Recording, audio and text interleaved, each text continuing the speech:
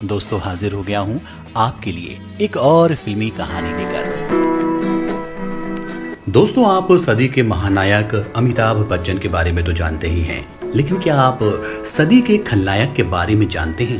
ये वो खलनायक था जिसकी कुटिल मुस्कान और आंखों से घूरना दर्शकों में खौफ पैदा कर देता था। लोगों ने उसके नाम से अपने बच्चों के नाम रखने बंद कर दिए थे। आज की कहानी है दिग्गज अभिनेता प्राण की।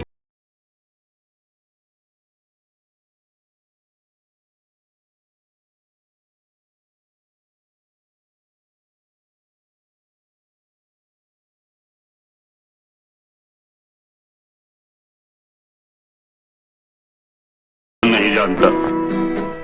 उनका तकिया कलाम बरखुरदार हिंदी सिनेमा में आज भी काफी याद किया जाता है। पुरानी दिल्ली में जन्म लेने वाले प्राण का ज्यादातर वक्त लाहौर में गुजरा। उनका पूरा नाम प्राण किशन सिकंद था, जो फिल्मों में आने के बाद सिर्फ प्राण रह गया। दिल्ली में उनका परिवार बेहद समृद्ध था। वे बचपन से ही पढ़ाई में होशियार थे, खास तौर पर गणित में। उनके पिता भी इंजीनियर थे।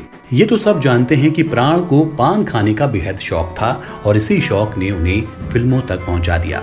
1940 में लेखक मोहम्मद वली ने लाहौर की एक पान की दुकान पर प्राण को खड़े देखा तो पहली नजर में ही उन्होंने अपनी पंजाबी फिल्म यमला जट के लिए उन्हें साइन कर लिया।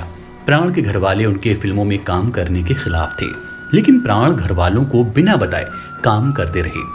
जब उनका पहली बार अखबार में इंटरव्यू छपा तो उन्होंने अपनी बहन से विनती की कि किसी तरह पिताजी की नजर अखबार पर ना पड़े।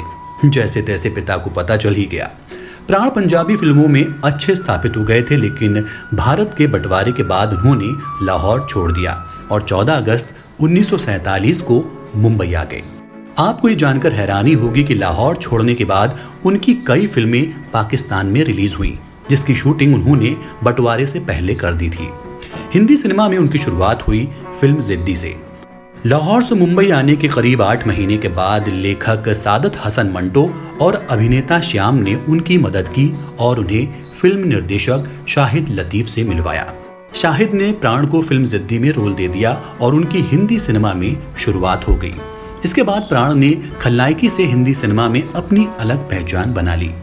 1955 में दिलीप कुमार के साथ आजाद, मधुमती, देवदास, दिल दिया दर्द लिया, राम और श्याम और आदमी नामक फिल्मों के किरदार महत्वपूर्ण रहे तो देव आनंद के साथ मुनीम जी, अमरदीप जैसी फिल्में पसंद की गईं। उन्होंने फिल्म खानदान में ही सिर्फ हीरो का किरदार निभाया है। इसके बाद वो कभी नायक नहीं बने। उन्होंने खलनायकी क्यों चुनी, इसके बारे में भी उनका कहना था कि मुझे पेड़ों के चारों तरफ घूम घूम कर नाचना अच्छा नहीं लगता और मुझसे नाचा भी नहीं जाता। खलनायकी में जो रौब होता है वो नायक में नहीं होता है। अदाकारी से उन्हें इतना प्यार था कि उन्होंने राजकुमार की खस्ता हालत देखते हुए फिल्म बॉबी के लिए सिर्फ 1 रुपया लिया था। बताया तो ये भी जाता है कि प्राण इकलौते ऐसे कलाकार थे जो हीरो से ज्यादा पैसे लेते थे। राजेश खन्ना ही एकमात्र ऐसे सुपरस्टार थे जिनको एक फिल्म के लिए प्राण से ज्यादा भुगतान किया जाता था। 60 और 70 के दशक में निर्माता निर्देशक प्राण और राजेश खन्ना को एक साथ फिल्में लेने से कतराते थे।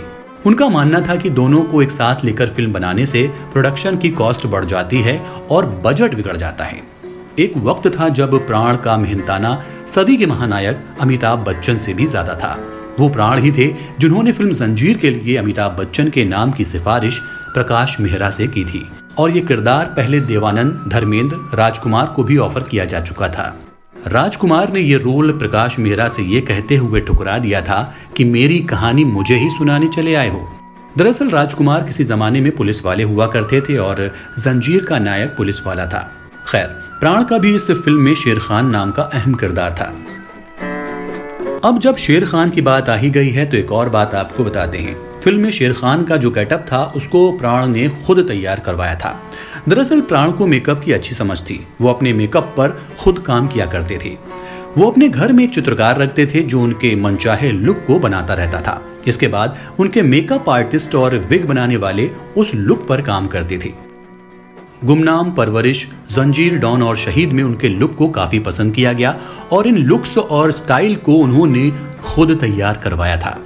खेलों के प्रति प्राण का प्रेम भी जग जाहिर है। 50 के दशक में उनकी अपनी football team Dynamos football club काफी चर्चा में रहा था। उन्हें 2000 में स्टारडस्ट ने मिलेनियम के खलनायक से पुरस्कृत किया। 2010 में CNN की सर्वश्रेष्ठ 25 सर्वकालिक एशियाई अभिनेताओं में उन्हें चुना गया था। 2001 में भारत सरकार ने उन्हें पद्म भूषण से सम्मानित किया और भारतीय सिनेमा में योगदान के लिए 2013 में दादा साहब फाल्के सम्मान से नवाजा गया। 12 जुलाई 2013 को उनका मुंबई में निधन हो गया। तो दोस्तों, ये तो थी मिलेनियम के खलनायक प्राण की कहानी।